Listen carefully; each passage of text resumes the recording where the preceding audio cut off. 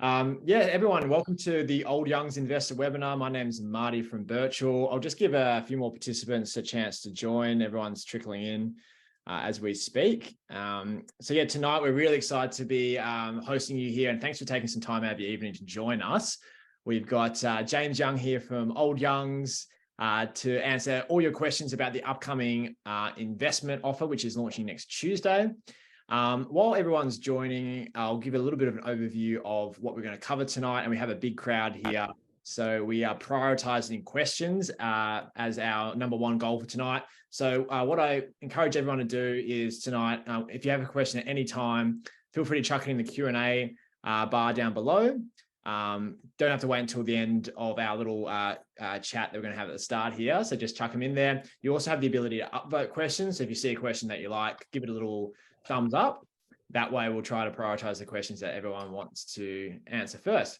But what I might do now is introduce James Young, the young and old Youngs. very the old and old Youngs, mate. The old and old Youngs, there you go. James, you've had a bit of a whirlwind week. On either side of you, you got a couple of new awards. These guys, did they turn up? I didn't even put them there. Yeah, how'd they pop in there? I know it's been a big week for you, but we'll get into a bit more of an overview. But do you want to just give us an update on where you were last week and these two awards you've got there and the importance of those awards? Yeah, so look, this time last week, I was packing a bag and heading to the airport. So I left Perth late Wednesday night. I arrived in London at 1 o'clock. I got to the hotel at 3. I delivered some gin to someone, got back to the hotel by 5. Awards started at 6, and it's a little thing called the Icons of Gin. So this is run by World Gin Awards. And so there's the World Gin Awards, which recognize individual products, and then Icons of Gin is recognizing distilleries. And so went to the awards and picked up the, which side is it? There we go, Brand Innovator of the Year and Craft Producer of the Year. So Brand Innovator of the Year for these guys, for Juniper Society, for the club, and then Craft Producer for, I guess, everything that we've been doing over the pandemic in the last couple of years. And look, these are proper global international awards. This is a big deal. The people who win these awards are, for the most part, much bigger than us. So it was, and the first time an Australian producer has won that Craft Producer of the Year. And the only other people to win Brand Ambassador was 4 Pillars. Nice. Yeah. Well, yeah, it's an amazing result. Comes at a good time because there's plenty to say talk about tonight, and worth a plane trip to London as well. So there's been a lot going on for you the last few weeks with managing this campaign, running the big business that you've got there with Old Youngs, and also picking up awards. So I'll just jump into a little bit more of an overview about what we're going to cover tonight. Sure. So James and I are going to have a bit of a chat for the first 10 minutes. We've got an hour to go through tonight, so we're going to leave a lot of time for questions. So again, really encourage you, whenever you have the questions, chuck them into that Q&A panel down below. My name is Marty from Birchal. Just a little bit of an overview of Birchal's role in this equity crowdfunding raise. So we're the platform that come Tuesday, you'll be able to invest in Old Youngs through. So essentially, we're the ones collecting the money, holding it there until the end of the campaign, and then giving it to Old Youngs so they can exchange that for share certificates. So you actually get to own a piece of Old Youngs. The big difference about equity crowdfunding versus normal crowdfunding is you actually get to own a stake in the business.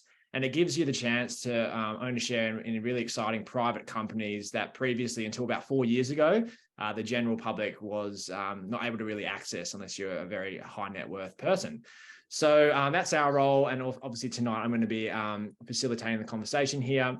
So we'll jump into a few questions now that I have for James. But again, it's all about the audience here. So we've got a big crowd tonight. Please chuck the questions in and we'll try to get to them as soon as possible. So I want to give a bit of an overview first, James, before we kick into it.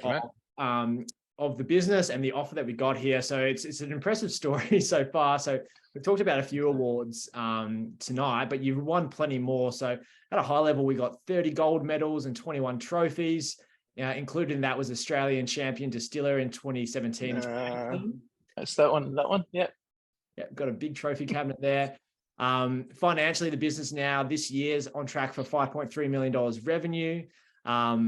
Stockton Dan Murphy's Liquorland, BWS Vintage Cellars, and the Juniper Society that you mentioned there and you won an award for has now released a new gin every month since September 2020.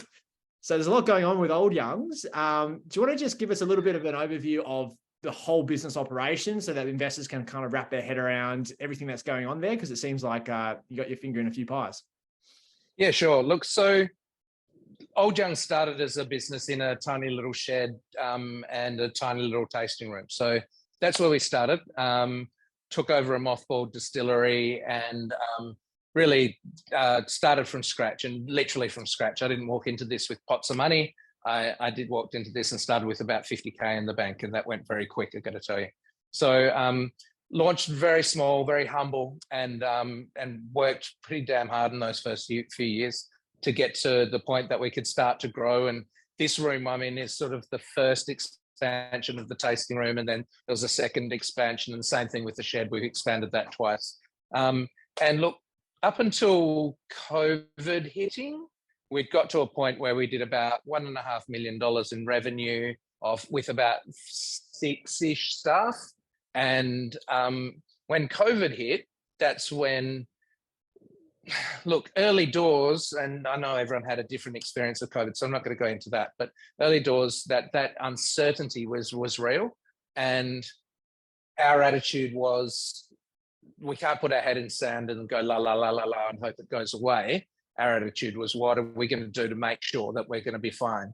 And so, yeah, we kind of said, look, we're going to go and make more booze. I didn't want to make hand sanitizer. I didn't know how to make hand sanitizer. So it's like, we're going to make more booze. So we did some little bottled cocktails early doors and just did that so we could tell people that we're doing something. Then we did, and people were sitting at home pretty bored, so they went pretty well. And then the second thing we did was launch Juniper Society. So this was this concept, if people couldn't come to us, we would go to them. So we would send gin to them. And we came up with this idea that, look, we're going to make a brand new gin every month forever. And it's become such a defining thing for us because we absolutely pride ourselves on our creativity. And this is just that in tangible form every single month. So this guy was the very first one. If anyone's coveting this, it's got water in it, so sorry about that. But this is the first guy. That's the one. I don't know if I can swear on this, but I think you pick up what we were saying there. 60%. If you didn't like it, you could wash your hands in it. And then we've basically created a new gin ever since. So I think we're at 31 editions now that we've released, and that's one of the parts of the business that we think just has enormous legs. So that was the second arm to the business. Third was this guy. So Gin. This is a gin I've won. It's why I became a distiller, was this concept of making gin in Gin, which is a little town about 40 minutes north of us. Little town that I used to drive through when I was a kid. Oh, mum and dad drove through when I was a kid. It only took about 25 years for the penny to drop that maybe we should make gin there. But we got there. And so we released Gin. So another business, if you like. And then we opened Old Young's Kitchen. So we took over the cafe that was next door to us and opened up a restaurant. So and bar. So we went from one business really to four. Yeah. So now we've got Old Young's, Gin, Juniper Society, and Old Young's Kitchen or Hospitality. So it's the four arms to the business now, and about 45 staff. Amazing. Yeah, plenty going on there. And great to hear that you use the sort of challenging times of COVID for a bit of advantage there and a bit of innovation. So in terms of those sort of four arms that you're talking about there, can you give a bit of a breakdown for investors, like just maybe at the moment, which is the biggest arm, I guess, and then maybe talk through what you see in terms of exciting opportunities for growth. Is there any one in particular there that you see some serious potential? Yeah, and look, I left out one. We also opened a tasting room down in Bustleton. But so look, simple terms, we've done just on $3 million in the last 6 months. So we're on track to do pretty much bang on $6 million this year. And rev, and $1 million of that comes from the tasting room. So that's our high margin operation. So the two tasting rooms now. And that's obviously high margin, but it's also where we get liquid on lips. It's where we get to tell our stories. I'm sure there's a fair few people who are on the line who have come to one of our tastings, and it's not just a try the Chardonnay, here's the Sauv Blanc, why don't you have the Riesling, do you want to try a red? It's a show. And that's where I started, behind that counter and telling that story. And when we go through our spirits, and there's 8 of them in the tasting, that takes us about 45 minutes, because we get pretty passionate and share a lot of the stories about the spirit. So that's about $1 million of the business. Then the restaurant sits at about $2 million. So Old Young's Kitchen is about 2 mil of that. Then you've got Juniper Society, which has 600 members, and it's pretty easy to do the maths on that. So 600 members times $59 a month times 12 months. So that comes out at about $450,000.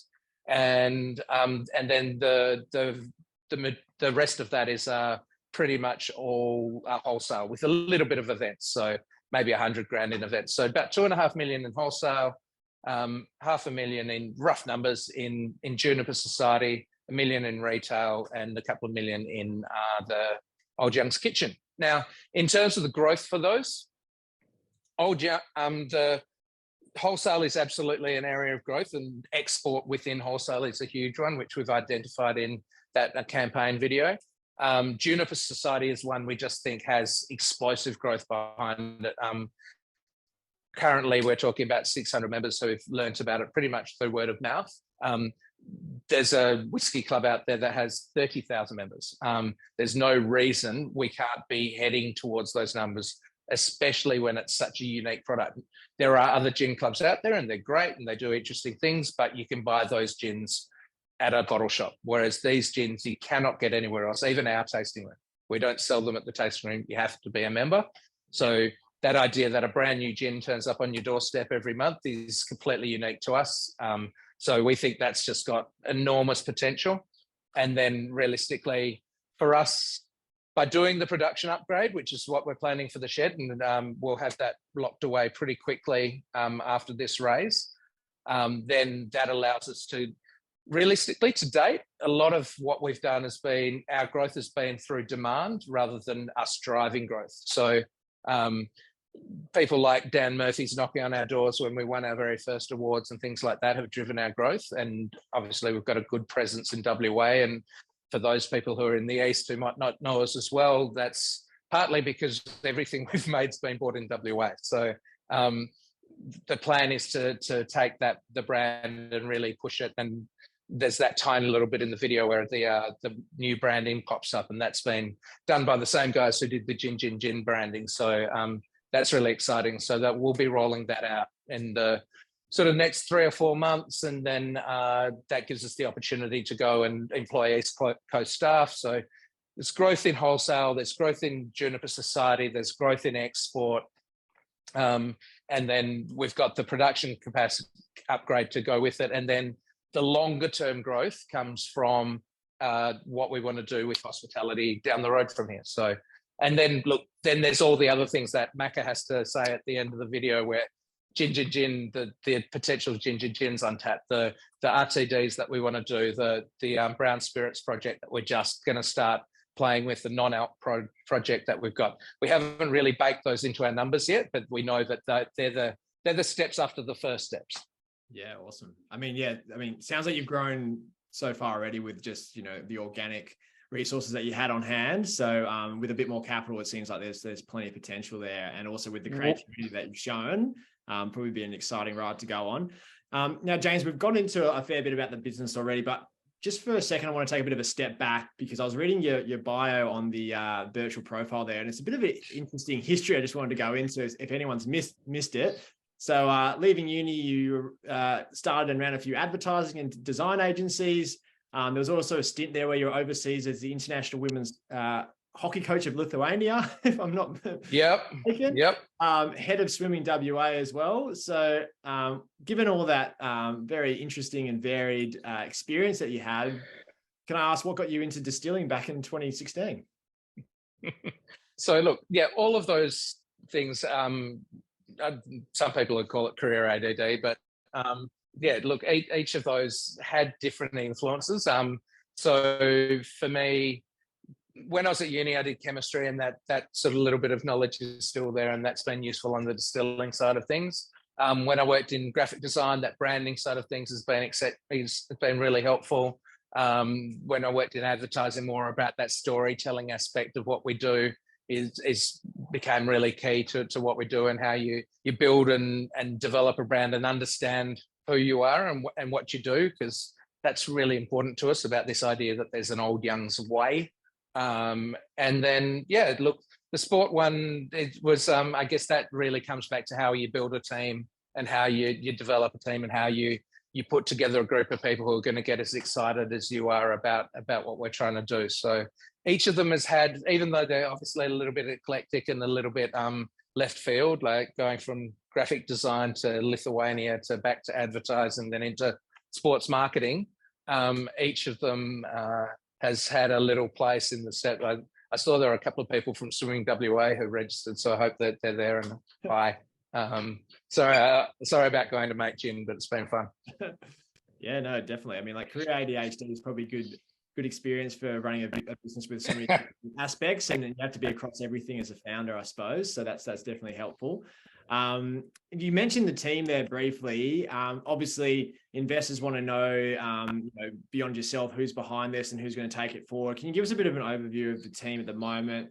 Maybe in particular, some of the important team members that you have there, and also, do you have any plans for strategic hires to help with the growth plans you mentioned earlier?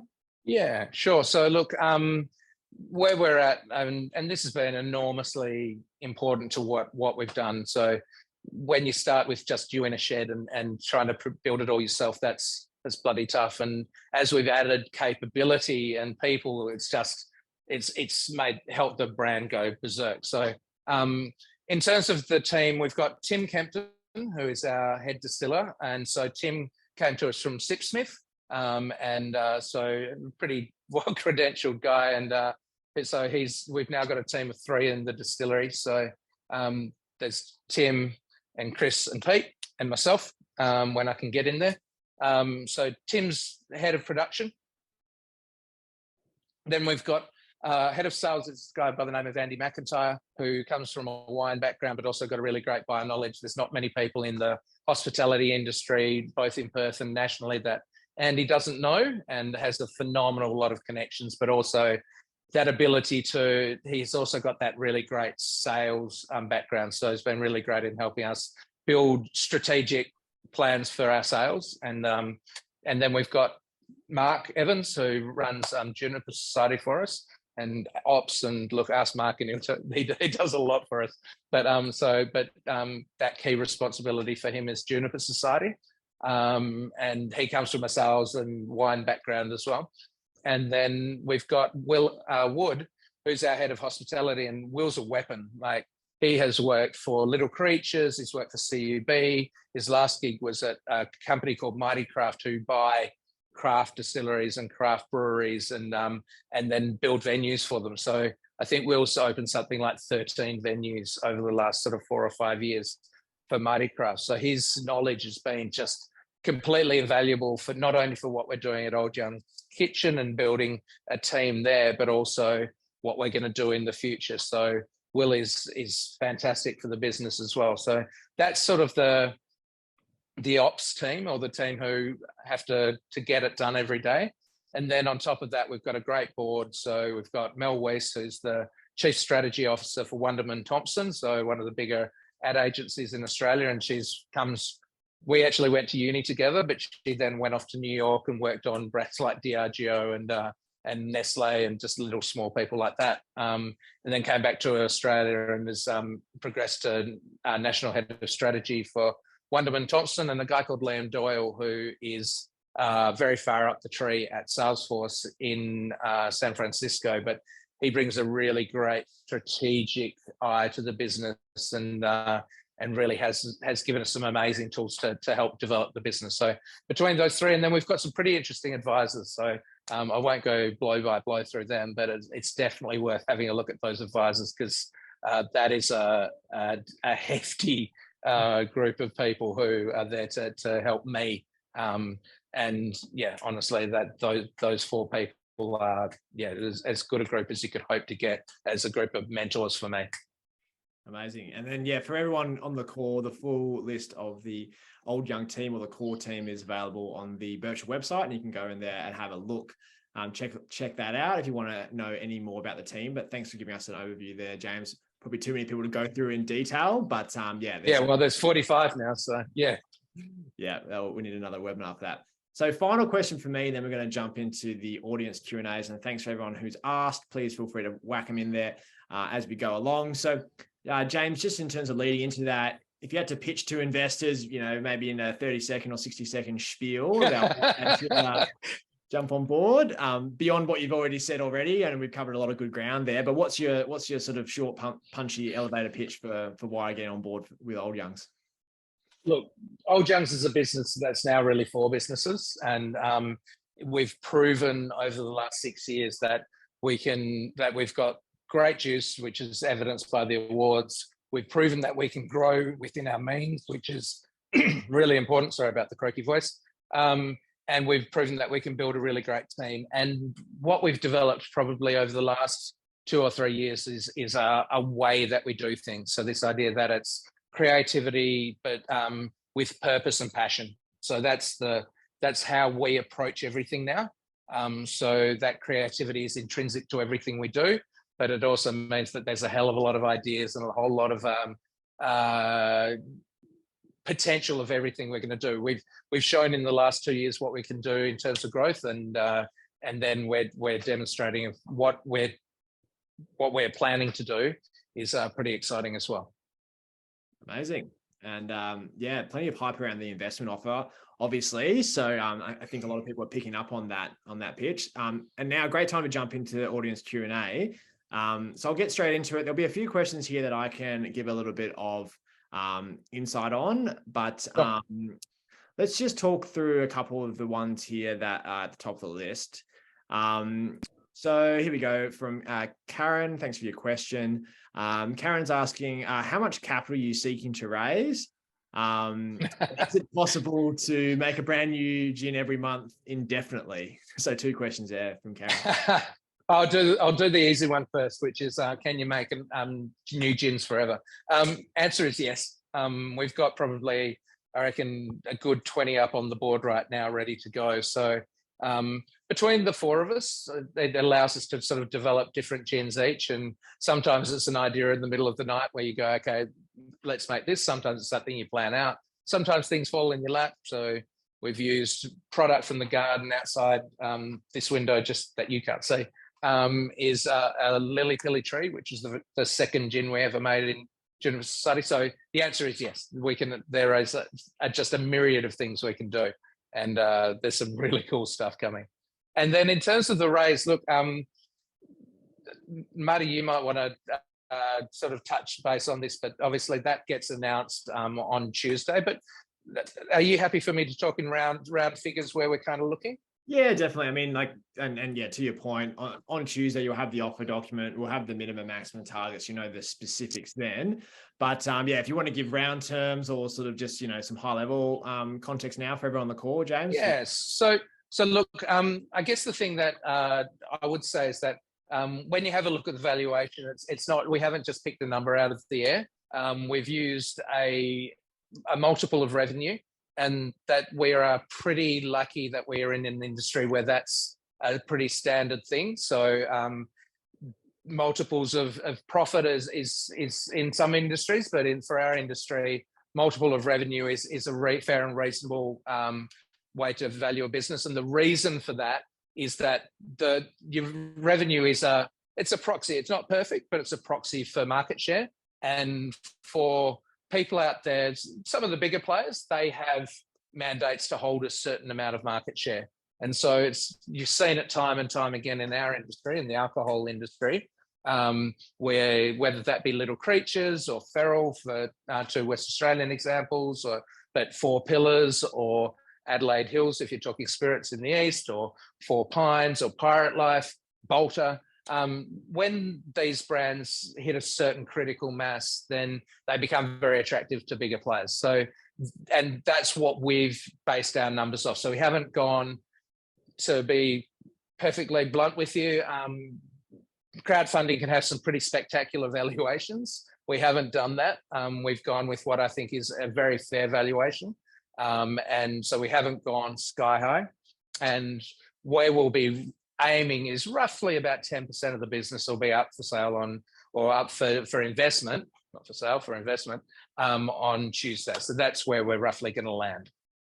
Yeah, thanks for that, James. And yeah, stay tuned for Tuesday. So when we're talking about these big concepts like valuation and share price, obviously there's a lot more context that comes with it, and that's why we have the offer document being released on Tuesday, which has financials from Old Young's, plans for growth, all the stuff that James is alluding to there, but in specific detail, so you can kind of see how they arrived at this number and have a little bit more context as opposed to what we can kind of give on a call here. But thanks for being very transparent about that, James.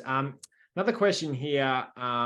Thanks for your question, Chong Yi, asking in terms of at the moment, what do you see as some headwinds, and how can potential investors or partners help overcome that? Yeah, good question. So look, there's a few things happening. There's been a few articles, you might have seen them, that came out, and I was talking to people in London about it on last Thursday night, but about that gin has hit a peak, and that this gin boom has hit a peak, and it's just miles off, because what those articles are saying is that the pace of growth of gin in the UK has slowed. Now, it's not saying that it's not still growing, because it is, but that pace of growth has slowed. So it's not like things are going backward, they're still going forward.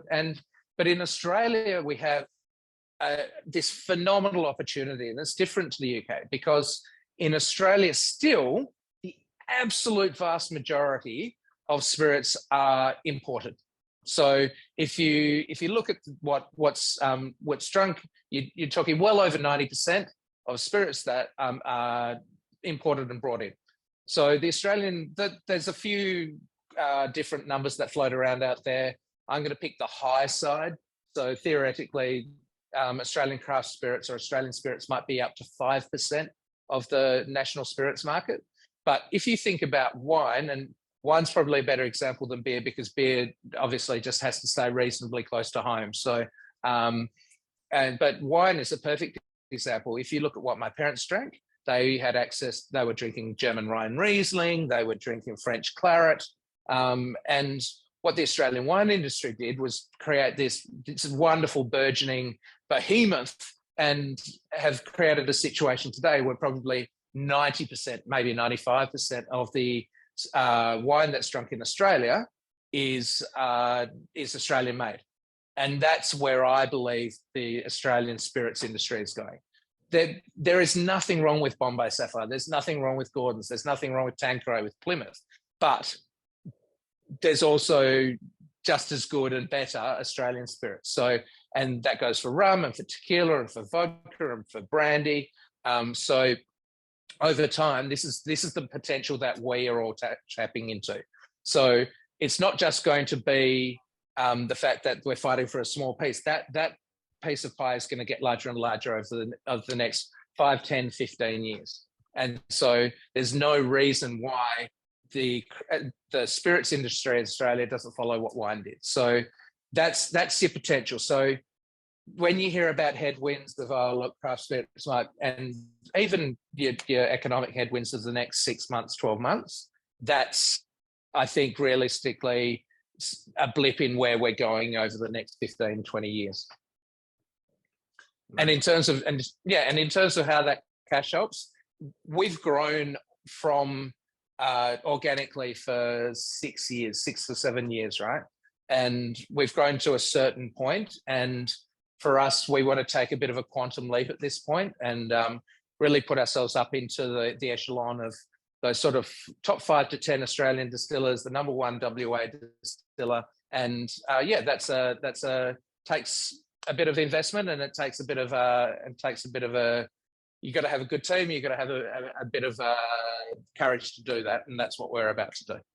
Yeah, man, amazing. And if you got all the awards now, obviously you've got a good product that people are recognizing, and if the plans for growth are around expanding that and getting that to new markets, then that's obviously a great story for investors.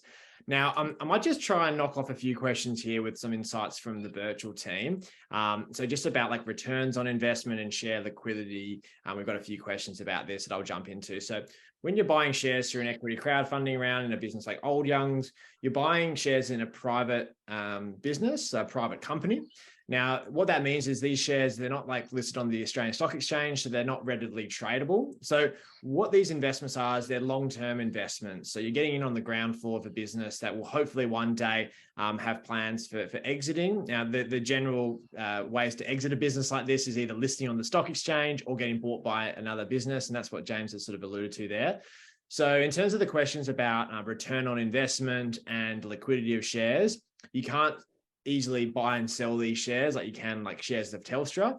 But the big upside, obviously, is you're getting in on the ground floor of a business that's growing. So I hope that gives a bit of clarity as to those questions. Another question that tends to come up is about dividends. So obviously, a company like Old Young's has the option to pay dividends. However, generally, and in almost all cases, businesses in this position would much rather reinvest that money in growing the business as opposed to paying out dividends, because essentially they're keeping that profit, growing the business, and then hopefully one day be big enough to get bought out. So I hope that makes sense to a lot of people. And thanks for all your questions about that. We understand that equity crowdfunding is a new concept. So I hope that covered that. And I'll just cover off one more question before I throw it back to you, James, about are there any limitations in investing in this offer if you're overseas? So the answer is not really. It just depends on which country you're in. So when you go into the Old Young's offer on Tuesday, you'll just have to tick a declaration if you're overseas that basically declares you're able to make this investment based on the jurisdiction that you're in, their laws. So for most countries, that's fine, but there are some exceptions to that. So just have a go on Tuesday. If you have any questions or troubles with that, please reach out to the virtual support team and we'll help you. Cool. So got another question here from Dane in terms of any plans for opening a bar or restaurant or distillery on the east side of Australia? Probably not. So I think we've got a spiritual home. It's the Swan Valley. It's a place that has wonderful produce. It's the second oldest wine region in Australia. And I think that people, to be perfectly honest, I think people can see through that a little bit. If we open something in the East Coast, then I think, to be honest, how do you justify being in the East Coast when there are other people who are residents of Victoria, residents of New South Wales? I think that I'd rather be very proud and look, one thing we haven't touched on is the plans for what we're going to do next in terms of hospitality. So I think building something really iconic for us in the Swan Valley is important, and something that if people are in the East, they get to come and visit if they're coming west, but also I think it's us staying true to who we are, rather than sort of maybe being a little bit opportunistic and say, hey, look, we're going to open 6 bars across Victoria and 6 bars across New South Wales. That's maybe not our style. Yeah, absolutely. And like as you said, Swan Valley now it's a booming region of WA and great place to call home. And I think you've probably seen in the last few years since you've been there, just expand around you. And I think that's just going to continue. In terms of another question here, just about the general economic environment that we're all in and all aware of, with interest rates going up. So the question is around, how do you plan to keep converting guests and customers into premium, customers and subscribers, given the market that we're in at the moment and maybe we'll be in for another, few months at least? Yeah, look, we haven't seen any slowdown, to be perfectly honest. Where maybe it's just because we're growing faster than any slowdown is happening. But it's a fair question. And look, I think that for us, we'll keep doing what we do. So we'll still keep making really good juice, telling our story really well, making sure that we share that well, and putting liquid on lips and doing interesting things and doing things and look, Juniper Society is a really nice example of that. $59 delivered to your door once a month is a pretty damn good deal. And it does give us that price point savvy option. So we can say to people, look, $59, you have a bottle turn up on your doorstep each month. And we're working very hard to, and we get smashed by tax every 6 months. The excise tax, I will not bore you by going through that all tonight, but it's a huge part of the cost for our business. But one of the things we can do by growing, what we've managed to do almost all the way through, is get efficiencies of scale to basically cover off on increases in cost. And that's one of the things that we're going to continue to push. And one of the things that, to be honest, having cash in the bank allows you to go and say, right, we're buying 40,000 bottles or 80,000 bottles at a time rather than 10,000. We're getting 80,000 labels at a time rather than 5,000. Yeah. So all of those things allow us to hopefully keep our costs. And to date, we've proved we can do that, and we're pretty confident we'll keep doing that. So this money will absolutely help us to keep our costs under check, and it means that we're not just having to keep pushing costs higher and higher, which potentially moves you from sort of we figure that we sit at the bottom end of the top end. That's where we put our pricing. So yeah, look, I think that's still a place where you can operate. If you're sitting at a $120, $130, $140 price point, that could be getting really tricky. But so far, touch wood, we haven't seen that slowdown. Yeah, absolutely. Yeah, definitely agree with you on the benefits of scale there. That when you grow, you'll be able to experience. And then also, I guess, from what we've seen at Birchal, the Perth market seems to be holding up reasonably well, just from an economic point of view, at least at the start of the year. So great to there. God bless you, Arno. Yes. Yes. Cool. One more question here that I'll just answer very quickly in terms of how do we invest on Tuesday? What's the process? So on Tuesday, when the offer goes live at midday Eastern Standard Time, so 9 a.m, nice and early Perth time, you'll be able to go onto the Birchal platform, see all the documents that we've spoken about tonight, and then make your investment. So it's very simple. You just go through the platform, put in your name, your details. You also need a copy of your ID to do the investment. And it's that simple. You'll have actually delayed payment terms for everyone who invests early, which means you don't actually have to fork out the money until the end of the campaign. So usually a couple of weeks. And the other benefit, obviously, getting in early is you give old young a bit of a momentum, and everyone gets to see this offer go. Yeah, you leave me with some nails, which would be nice. Exactly. But yeah, don't wait too long, I guess. But then also, if you're a wholesale investor or someone who wants to invest more than $10,000, you will need what's called a wholesale shareholder certificate. There'll be some details about this, but it's something that you just get from your accountant. If you have any questions about that, feel free to email the Birchal team or the Old Youngs team, and we'll be able to help you out. But yeah, just to make things nice and quick on Tuesday, might be something to line up before then. So I hope that gives a bit of clarity on that. And I think we're going to send something out to anyone who's maybe nominated anything over 10 grand. We'll probably just send a little link from you guys to just so that that's nice and clear, so that it's all, you've got that info before Tuesday. Easy done. Great. So we've got a lot of questions, and thanks for getting them through. We probably won't get through all of them tonight. We've got I will stay here. I'll go Putin on you. I will stay here for as long as you want. Marty might want to go to bed, but I will stay here as long as you want. James has been telling me he's been doing some late nights, just getting all the documents ready for this campaign. It's true. He's probably got a few more hours left in him. Got a question here from Quinton about national and international expansion plans. So, what growth are you hoping to achieve over the legs of the next 5-10 years? You did speak also about sort of international expansion plans there, James. Do you want to give us a little bit more details on what you're thinking on that front? Yeah, sure. So look, we're not so silly to say, hey, look, WA is 10% of the national market, so therefore, if we go east, we're going to be 10 times bigger. I think that's ridiculous. And I think you should always dominate your home state and do well there. But I think we're taking a reasonably conservative approach and say, we think that out of that rest of that 90%, we can double the business in terms of our wholesale. So if we can do a certain number with 10% of the population, I think we can do that again with the other 90%. So that gives us our national growth. And then international growth, we've already been in conversations with distributors in places like Thailand, Malaysia, Vietnam, Tokyo or Japan. So they've been open to us.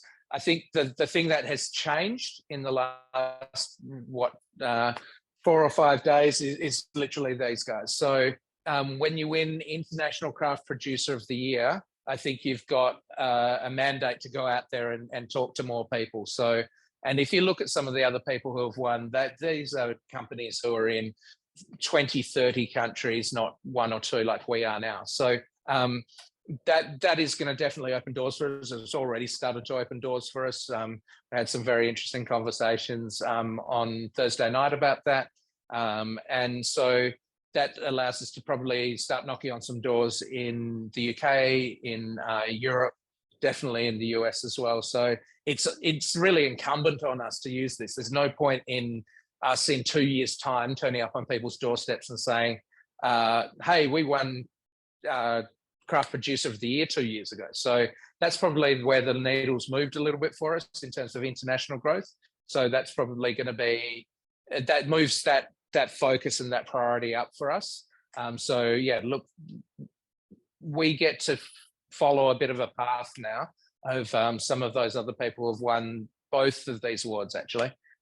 So yeah, and look, it has definitely already started some of those conversations for us. So yeah, that's probably the big difference for us, is that international recognition and that opportunity to leverage that really quickly, which we didn't know about these awards. Like if there's a God out there, he or she is very much looking down and giving us a little smile, because yeah, this happening in the middle of the crowdfund and then being able to use those funds to capitalize on this is incredible. Like the timing could not be better.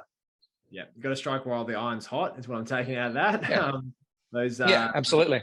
Those awards can get stale, I guess. Don't leave them on the shelf. Yeah. One quick question here about what is the risk if virtual as a business shuts down? What happens to your shares in that instance? So knock on wood, that doesn't happen, but virtual as the platform is simply the intermediary for you to invest in Old Youngs. Then you own shares in Old Youngs, and if virtual shuts down as a business, you still own shares in Old Youngs. Essentially, your shares will be recorded. Old Youngs will use a share registry provider. You'll get a share certificate. All of that will be handled separate to virtual. We're essentially just running this crowdsource funding offer at the moment, allowing you to invest in Old Youngs. And then after that, knock on wood, nothing happens to us. But if it does, you're all safe. No worries there at all. Question here, it's a great question. It comes up a lot, is, why crowdfunding versus conventional ways of raising money? Yeah, look,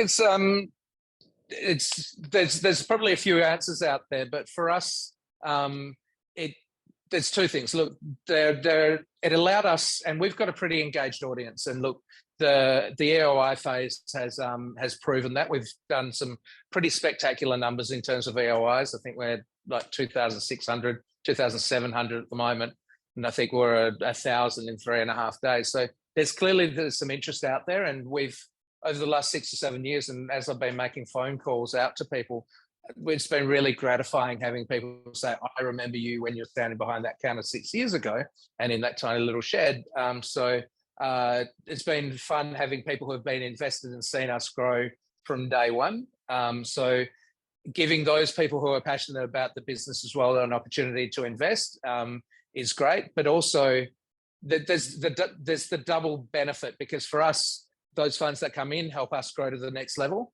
But then also, look, 18 months ago, as I said, look, one of the reasons people went to crowdfunds is because you could come up with silly valuations. Now, that's me definitely ad-libbing, and Marty might call me on that. But look, that was the reality. I don't think that's the environment now, and it's why we've been super sensible with our valuation. But the massive other benefit is if we add 500 investors on Tuesday and do well through this raise, then that's 500 people who are now not just invested in terms of cash, but invested mentally. So that person who walks into the bar and tells off the bartender because they don't have Old Youngs, that can be a massive, and in our industry for us, because we are in a consumer industry where our clients can go out and see our products and talk to bartenders or to bottle shops and to say, hey, look, why don't you have this product?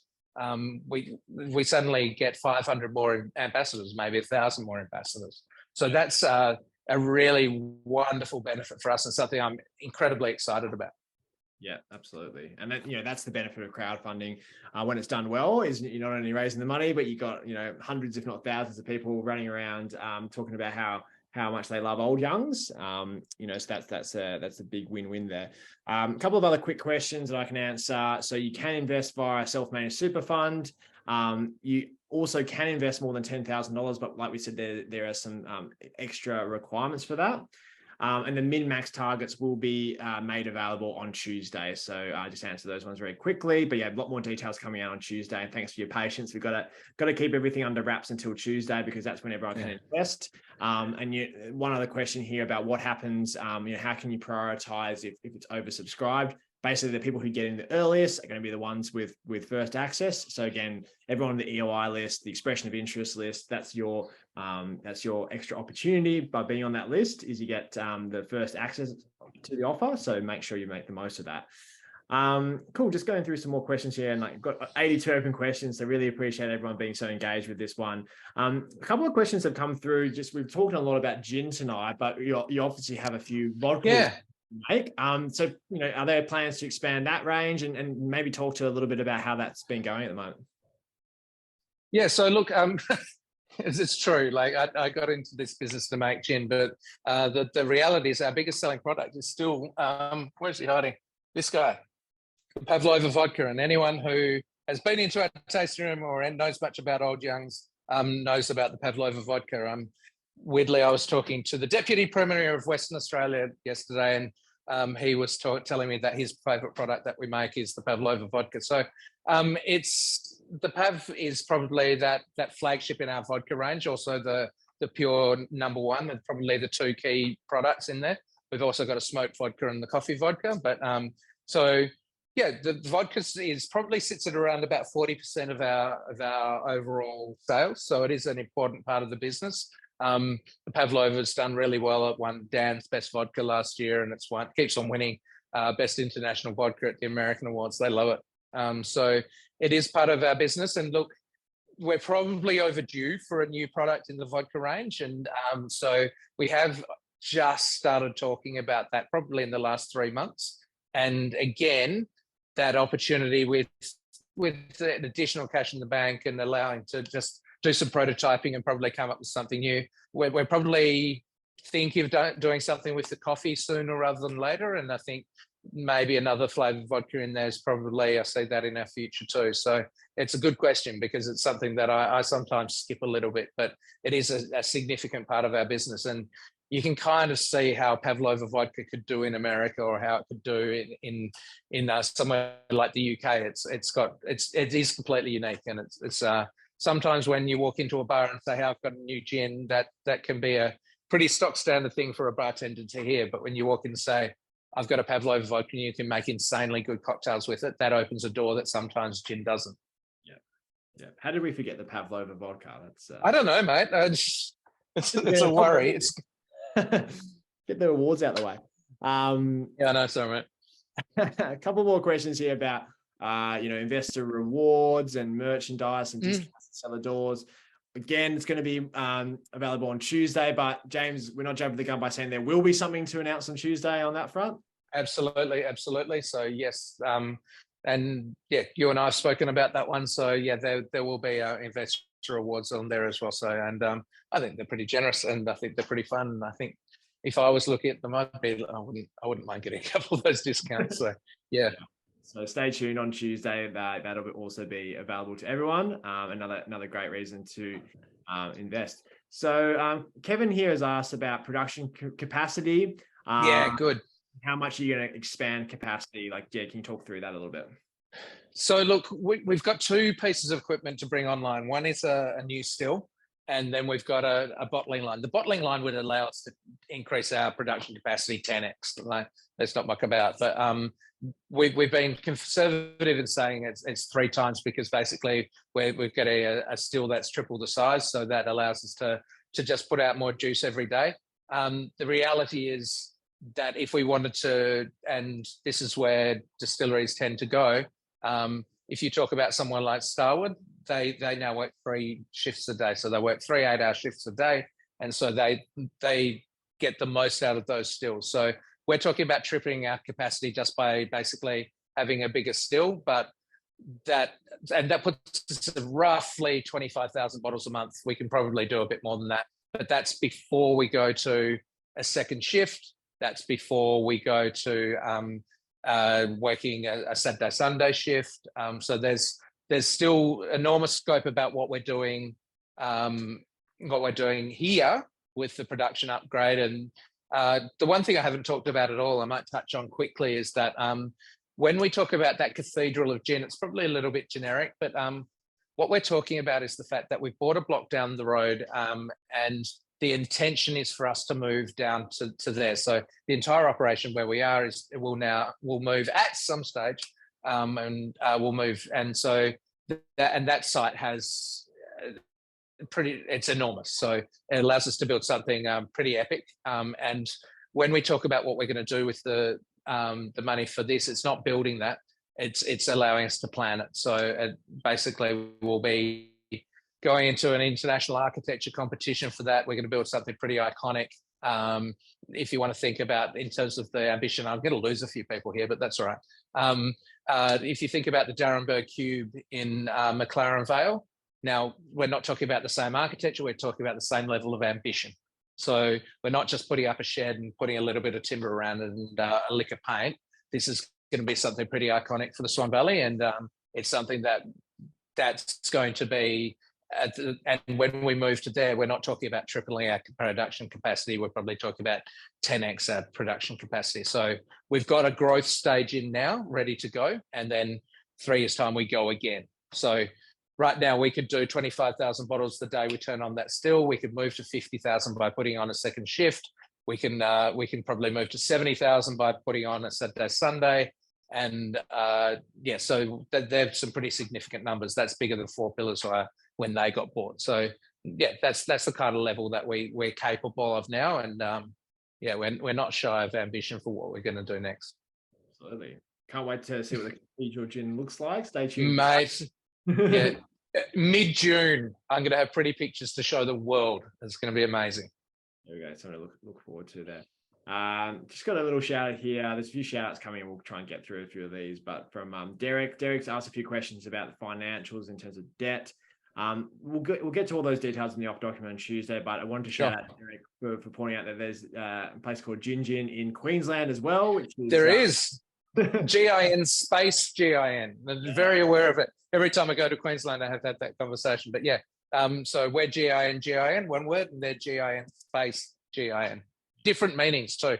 For the Indigenous meanings, very different meanings. So yeah. Good to keep that in mind. If you did the gin, you have to have the extra space in there. Question here about Juniper Society. At the moment, I think you mentioned about 600 subscribers. Do you see a ceiling in terms of number of subscribers that can get into that? And then, just maybe more. Honestly, no. I think this, if I had to pick one that we can absolutely put through the ceiling, that's the one. I mean, I really don't see an issue with that hitting 10,000 members, and we've got the production capacity to do it. And it just gives us the scale. And look, we do a lot of fun things with Juniper Society. It always comes out with a booklet with the cocktails and the different drinks you can make. We're talking about building a slightly different model for Juniper Society. So Juniper Society 2.0, we want to make an opt-in, opt-outs style. So instead of you joining in, that 59 comes out of your account and the gin lobs on your doorstep sort of mid-month, we'll probably move to a system where we tell you what the gin is and then you say, yes, I'm in, yes, I'm out. Or I've had a couple of months where it's been pretty quiet and they've started to stack up on the shelves, but then there's a month when you've got friends coming in, so you get a double box. But Juniper Society, I mean, I think 10,000 members is achievable, and I think it's a really scalable business for us, and it's something that we really understand that business pretty well now, and it's just ready to take off. I'm so excited about it, and to actually get out there and advertise it and tell people about it instead of just kind of hope that people find us is going to be a lot of fun. Yeah, amazing. A follow-up question there about competitors in that space. Are there any competitors doing what you do or something similar in the gin subscription space? No, No, there's no one out there who makes their own gin each month.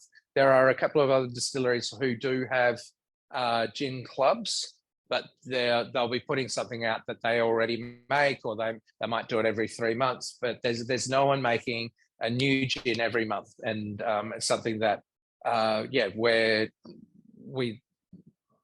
becoming known for, and I think it's something that we've proven with 30 gins that we do a pretty damn good job of it too. You had to copy too, by the sounds of it. You have to be pretty busy. Question here about, returns on investment. We did touch on this before, but it is a legitimate question about, if we're not talking about dividends, this is a long-term investment. When do you envisage investors might benefit from a return? Obviously, we can't promise anything, but just maybe talk through those plans and Sorry, Martin. So from my point of view, and I'm really genuine about this. I think that for those people who are looking and wanting to invest in us, and I really hope you do, because I'm incredibly passionate about what we're doing, and I obviously believe really strongly in what we're going to do. But from my point of view, you've got to have a couple of things to tick off. You've got to be comfortable with the fact that we're valuing the business on a multiple of revenue. You've got to be comfortable that that's how businesses in our industry get bought, and that's how the number we're coming out with is reasonable. And as I said, hand on my heart, I'm absolutely look down the barrel and tell you that our valuation is really reasonable. But so you've got to understand that, and you've got to be prepared for that. And if you accept that premise, then a multiple of revenue, then everything we're doing over the next 3 to 5 years is about growing revenue. So we're looking to put that rocket under Juniper Society. We're looking to expand our exports. We're looking to really turn up on the East Coast and really start to push the brand. So all of these things are going to help us build revenue. And so if we're at 3 times bigger in terms of revenue in 3 years' time, then that by extension, the business is worth 3 times more. So that's a premise you've got to be comfortable with, and you've got to be prepared. You've got to be prepared to go along with me on that. But that's where we see it. That's the way I see it. And so so that's for someone who says, look, I'm used to businesses being valued on profitability. Then maybe we're not for you. But for those people who understand that this is what we're doing, and this is how our industry tends to work, then and you're comfortable with it, then I want you on board, because I think that everything we're doing is towards growth of our business. So just you can hear, I guess, from the passion, but also the plans, and there's the ideas that we have now, and there's the ideas of what's to come. That's why we will keep growing, and the creativity that we have in the business and the people we have in the business will just keep on driving us towards that. Amazing. That's great to hear. And I suppose another question that's coming in here, we've had it a few times now, we've talked about some ambitious plans tonight. Let's say, further down the road, you're growing, but you want to get another round of capital. Obviously we can't think too far in the future, but what would be your plans with that? Like some people have asked, would you do another crowdsourced funding raise? Would debt become an option? Can you talk us through, have you thought that far? Yeah, sure. Look, a little bit. Right now we are thinking about this, and then I still have to get to Tuesday, and it's lovely. Thank you to everyone who's expressed interest, but there's still part of me that has to wait for Tuesday to actually see that first person who presses yes. Is going to be very special to me. So, but yeah, look, the next steps. We are looking to build something pretty big, and that's probably a different kind of investment. So a building.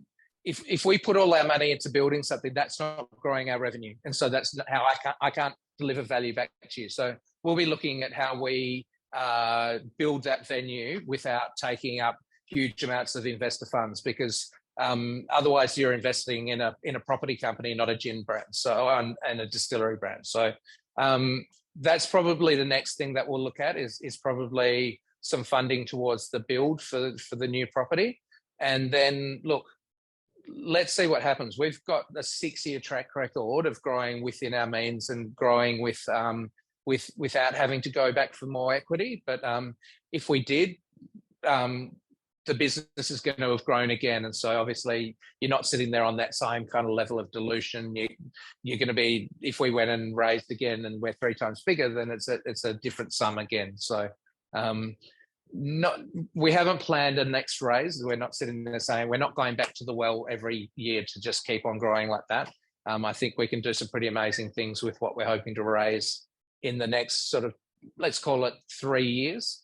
And by that stage, we're probably on the precipice of moving. So at that point, maybe we look at what we do next. But I'm pretty confident what we can do with what we're asking for.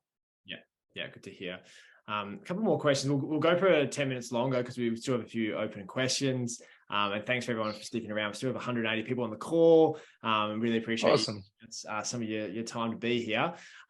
Questions about, like, obviously we've spoken about 4 businesses tonight. Are you investing in 1 or 4? I guess the answer to that question is all 4 under the. Yeah, absolutely. Anna, a couple of questions has come here about, is Gin part of the investment? Yes, it's one of those 4 businesses. So you are getting ownership stake in that business as well. Great. So a couple other questions, about share price. That'll be available on Tuesday. A few shout outs here. Someone saying that they subscribe to Juniper Society, and it's like getting a birthday present every month when it arrives. So yeah, it is. I get excited when my bottle turns up and I know what's coming. When you get the text from Australia Post saying coming today, I still get that little bit of a lag excitement. So if I get excited about it, I can imagine how excited everyone else gets. Absolutely. Got a question here from Teresa saying, hi, I've been to your tasting venue in Swardon Valley and loved the vibes and the team presented us with. She's asking basically again about like return on investment and just your plans for this investment scheme. I guess there's something as well that we can kind of answer. Like obviously you're investing in Old Young's, getting shares in the private company, but maybe Teresa missed your pitch. James, you want to give a very quick spiel on that one? Well, look, I mean, you're investing in everything that we do. So you're investing in Old Young's, Juniper Society, Gin, and our hospitality business, and you're investing in the growth that you believe that we can deliver from those businesses. Plus, whatever I dream up next. It's the running joke at board meetings is that do we have another business this month? And so, that's what you're investing in. You're investing in hopefully having come to that tasting room, like. You see the passion and the way that we do things, and we think that's really attractive and really has great value. I think it's one of the reasons that we've done so well is that when people come out, they don't walk away saying, oh yeah, I tried a vodka and it wasn't too bad. They walk out saying, we had the best time and become fans and advocates for Old Young. So I think that's been key to our business. And I guess you're investing in part of that, and you're investing if you believe in what we're trying to do out here. Yeah, exactly. Yeah. And I guess, becoming an investor gives you the chance to obviously be part of that experience and get more people involved if you want to. Question here from Tyler. It's a good question about, we've talked a lot about expansion plans, but, we've also talked about the recognition you've got from having a quality product at the moment. So, are there any concerns about expanding, impacting the quality of that product? No, we would never, ever let that happen. The product is key, and we just would never, ever let that get in the way. So, in fact, I think we're just getting better and better at that. We're learning, and as we get bigger, we can put even more structures in place to make sure that we're blind tasting things, that we can do testing on some of those products to make sure that chemically they're the same. And we're training our distillers right now in just developing their noses and their palates so that we can do blind tastings and be able to tell the one that's like slightly out and things like that. So we're continuing to invest in that side of the business, but I would suggest that we get better. It's not going to compromise. It's going to enhance as we get bigger and better. Yeah, absolutely. Obviously, want to keep that quality without a doubt, it's everything. Yeah, got to keep that trophy cabinet growing. That's if there's any more space there, that'll probably. We're running out. That's all right. One of the walls of the gin will have to be dedicated to that. Yeah, damn straight. Alrighty. So yeah, getting through the list here. A few of these questions have been asked twice, so I'm not going to get through to all of them. Just going down the list to see if we've got a few new ones here. I've got a question here about, we've talked about international expansion a little bit tonight. Do you have any particular team members at the moment who have experience in this, or would this be something that you're looking to hire for when you get there? Probably a bit of both. So Andy McIntyre's background was with Larry Cherubino Wines, and Larry's a bloody good winemaker, but apart from that, also had some pretty impressive export markets. So Macca's got some really good experience in that area, and we've got through different contacts that I've made over the last 7-8 years, we've got some pretty good contacts in a fair few places. So our Singapore distributors out there who are amazing, we love them. There's some opportunities potentially with them to go into a couple of other Southeast Asian countries. But I would suggest, if you'd asked me that question a week ago, would we put one person dedicated to export markets? We probably would have said we've got enough skills in the team to do it right now. But given potentially the change in opportunity and also ambition, then and look, this is pretty fresh, but it's certainly opened up the opportunity to maybe look at a dedicated person to that, because they've just got more scope to work with than we did 5 days ago. Yeah, absolutely. And also, I guess, and we haven't changed the valuation for the record. Yeah, makes sense. But yeah, also, I guess, you'll probably get to see how that's going in terms of the international expansion, and probably assess after that, maybe when you get a bit more of markets that are the ones to prioritize. Question here about non-alcoholic gins. Is this something in your plans at all? Yeah, it's like the 6th one in the bang, bang, bang, bang, bang in the video. It's a non-alc product. And yes, we have an idea for it. And it's something I'm pretty excited about. It hasn't really been done, certainly in Australia, but it's not even sure if it's been done internationally anymore. So yeah, look, we've got an idea, and I think we can do something pretty interesting in that area. It's probably lower on the list than some of the others, because we want to go out and absolutely kick some goals straight away. So, but yeah, we've got a pretty cool non-alc idea. So yeah, watch this space on that one. Stay tuned. Cool. Yeah. Another question here.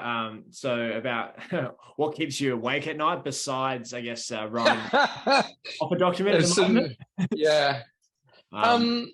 At different times, growth is tough, and managing growth and people is tough. And so that's probably the one thing that for me, I'll how do I say this without trying to tear up too much? But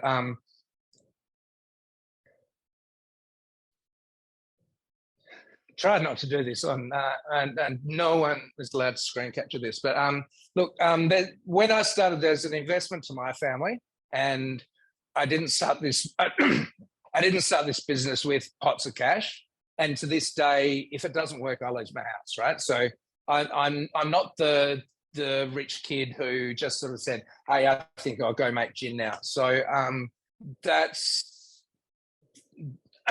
so I have a responsibility to my family, but now I also have a responsibility to 45 staff, and I take that really seriously. And so for us, that plays into our risk profile. So I'm not the guy. There are people out there, and I admire them greatly, who will go hell for leather. It doesn't matter how hard they have to go and how much money they lose, because they are going full pelt at getting to a certain size and they get bought. And so it's get bought or die, right? And I have enormous respect for people who do that, because it just takes a special amount of courage. But for me, our risk profile is different, because as I said, this is really important to me and to my family and to the families of the people I employ. So I think we've got a responsibility to take advantage of the opportunities we've got in front of us, but also never do something that puts us in a place where any of those people could be in compromise. Yeah, absolutely. Yeah, no, I can definitely see the weight of responsibility there for the people that you're in charge of. And I guess, thanks for being so honest with that. Listen, we're running out of time, and I really appreciate everyone sticking on the call and for asking all these questions. And thanks, James, for getting through so many. That's right. There'll be opportunities, obviously, to catch up with the Old Youngs team beyond this call. This all been recorded as well, and we'll try and get onto YouTube by tomorrow morning, so you can watch it again or skip to the parts that were most relevant for you, or if you had to duck out. Anything. One question before I throw to you for the final one about the financials. We had a question here. We obviously haven't given too much details about the financials tonight. That's because on Tuesday they were going to be available, and the question was, do we get this before or after we invest? So before, yes, you don't have to invest to see the financials. On Tuesday, the offer document's going to be there with all the financials. So we definitely encourage you to check all that out before you make your investment, so you have all the information that you need before going ahead and making that decision. So stay tuned for that on Tuesday. Final question for yourself, James, was around, everyone who joins in this investment offer want to know, do you have any plans about how you're going to keep them involved and updated on the progress of business moving forward? Obviously, you're probably thinking a lot about the raise at the moment, but do you have any sort of details on that? Look, it's been a massive learning for us, and it's definitely been something we haven't been great at in the first 5 years of the business, is communicating with our people. I guess. It's something that we've improved a lot in the last probably 6 months, and this whole process and being able to keep people hopefully informed. And I apologise that you've been getting emails from me like every second or third day. So it stops on Tuesday, I promise. But so look, it's something that when you're smaller, there's a million things you want to do, and that list is just never ending. And so. But it's definitely an area that we could have got better. But what we've learned through this process of getting out there and talking to people is we've found that there's a pretty big tribe out there who like what we do and love what we do and get what we do. So we'd be crazy not to keep talking to those people. So look, we will absolutely be communicating with you and making sure that we come out and let you know what we're doing. And I can't wait to let you know when we put those first 3 people on in the East Coast, and when the first bottle runs off that bottling line, to let you know that those things that we told you we're going to do, that we've done. So I'm really excited about that, to be able to do that. So we'll be talking to our customers and to our investors as regularly as they'll put up with us. Yeah, absolutely. I mean, and also just from Birch's perspective, Old Youngs will definitely be giving you their financial statements at least once a year. But practice. Sorry. But beyond that, I guess email follow-ups. Maybe some videos from James in there, just to keep everyone updated. And obviously, you guys are part of the journey as well for Old Youngs, so that'll be a big part of what's next. So in wrapping up, we've run 15 minutes over. And again, thanks everyone for sticking with us. Just throwing back to you now, James. Last words to everyone who's still on the call and potential investors. Watch this later in terms of, just the final pitch, I guess, before Tuesday. Look, I mean, I think I've said it all, but and I think it's pretty obvious that this is a business that is passionate, it's creative. We've got a proven record of what we've done, but I'm just as excited about what we're going to do next. And if you think that we're capable of continuing to do what we've done, then we'd love you to have you on board. And I'm very excited to see what happens on Tuesday. And look, do me a favor and my heart a favor on Tuesday, and at least a few of you get in early, would you? Because it's going to be a nervy day.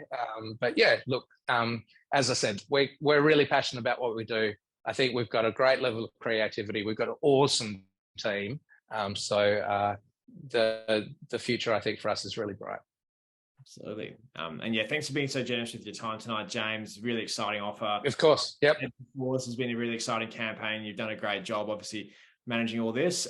Apologies to everyone if we didn't get to your question tonight. There's going to be plenty of other forums to ask questions throughout this investment offer. On Tuesday, when this offer goes live, there's going to be a discussion board. So if there's any burning questions that remain, feel free to ask them there, or reach out to the Old Youngs team, or message the Birchal team if there's anything about investing through Birchal that you're still unsure about, and we'll try and get back to you as soon as possible. But in wrapping up, thanks everyone for giving us your time. And this recording is going to be available tomorrow. So stay tuned for that if you want to share it with anyone else. Thanks a lot, James. Thank you. Appreciate it. Cheers, Matty. See you later. Thanks, everyone. Bye. Cheers. Thanks, everyone.